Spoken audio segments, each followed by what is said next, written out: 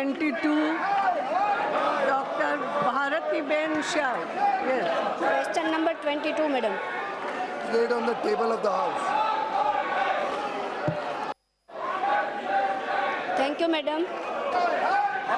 वैसे तो माननीय मंत्री जी ने हमारे क्वेश्चन का अच्छे से उत्तर दे दिया है, हम संतुष्ट भी है। लेकिन मैं मेरी कॉन्स्टिट्यूंसी भावनगर के लिए एक प्रश्न उठाना चाहती हूँ मैडम। हमारा भावनगर है पूरा कोस्टल एरिया है और वहाँ लिग्नाइट, बॉक्साइट और बेंटोनाइट की खनन हो रही है। जब ये माइनिंग का खनन होता है किसी भी मिनरल का, तो एक खनन बहुत गहरा होने की वजह से जो समुद्री पानी है वो जो मीठे भूजल के स्रोत है उनको बिगाड़ देता है और समुद्री पानी अंदर ज़मीन के अंदर चला आता है। इसकी वजह से मैडम हमारे क्षेत्र में जो कोस्टल एरिया की जो लैंड है वो पहले बहुत अच्छी थी, लेकिन अब हज़ारों हेक्टर लैंड है वो बिगड़ गई है, उनका भूजल का लेयर पूरा बिगड़ गया है और इसकी वजह से वो ज़मीन अब खेती लायक भी नहीं रही है, पानी पीने के लायक भी नहीं रहा है। मैं माननीय मंत्री जी से ये पूछना चाहती हूँ कि हमारे इलाके में से हज़ारों की संख्या में लोग माइग्रेट भी हो रहे हैं, तो ये भूजल का लेयर मीठा जल वैसे ही बना रहे और ये बिल्कुल समुद्री जल से बिगड़े न, इसके लिए ये जो माइनिंग कंपनियां हैं या तो सरकार कोई भी ऐसा कदम उठाना चाहती है जिसकी वजह से ये भूजल पीने के लायक और खेती के लायक बना रहे। Thank you madam. बहुत अच्छा प्रश्न उठाया माननीय सदस्य ने। अध्यक्षा महोदय, आपके माध्यम से पहले तो मैं बताऊं कि ये इतना अच्छा प्रश्न है।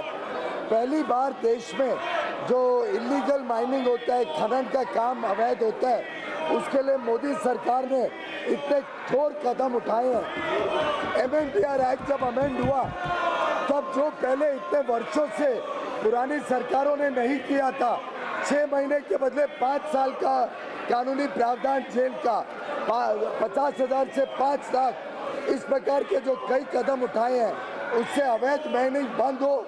मैं समझता हूँ अभी भी डिमोनेटाइजेशन का कदम पूरा सदन ने उसको सम्मान देना चाहिए प्रधानमंत्री मोदी जी का, जिन्होंने अवैध माइनिंग से पाया हुआ काले धन पे प्रहार किया है। और मैं समझता हूँ सभी माननीय सदस्य भी एग्री करेंगे कि अवैध माइनिंग में काले धन का इस्तेमाल होता है, उसमें भ्रष्टाचार होता है और गरीब लोगों को दिखता है कि अवैध माइनिंग को रोकने के लिए पहली बार मोदी सरकार ने इतने ठोस कदम उठाए हैं।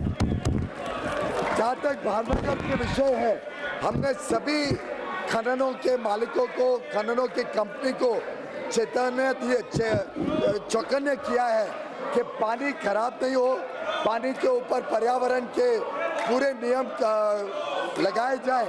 ये सब माइन राज्य सरकार के अंतर्गत चलती है। मैं गुजरात की राज्य सरकार से बातचीत करके भावनगर की समस्या के बारे में पूरे कदम उठवाऊंगा। प्लीज डिस्कशन चाहते हो तो please go to your seat, they are ready to discuss. वो चर्चा के लिए तैयार है सरकार, आप चर्चा नहीं चाहते हो तो बात अलग है। ये सेकंड। Thank you madam. हमारे गुजरात में पंचमहाल डिस्ट्रिक्ट में शिवराजपुर के इलाका है और छोटा उदयपुर का वो कवाड़ तहसील में कड़ी पानी इलाका में, ये पंचमहाल में मैंगनीज का और कड़ी पानी के इलाके में फ्लोरोस्पार का बड़ी मात्रा में जत्था उपलब्ध है।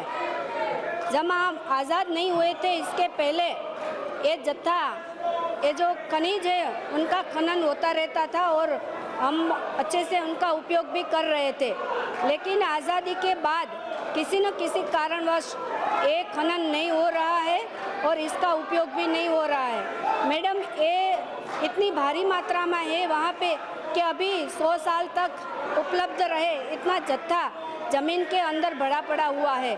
मैं माननीय मंत्री जी से ये पूछना चाहती हूँ और जानना चाहती हूँ कि हमारे गुजरात में ये जो कीमती खनिज है उनके निकालने के लिए कोई कदम उठा रहे हैं या नहीं। Thank you.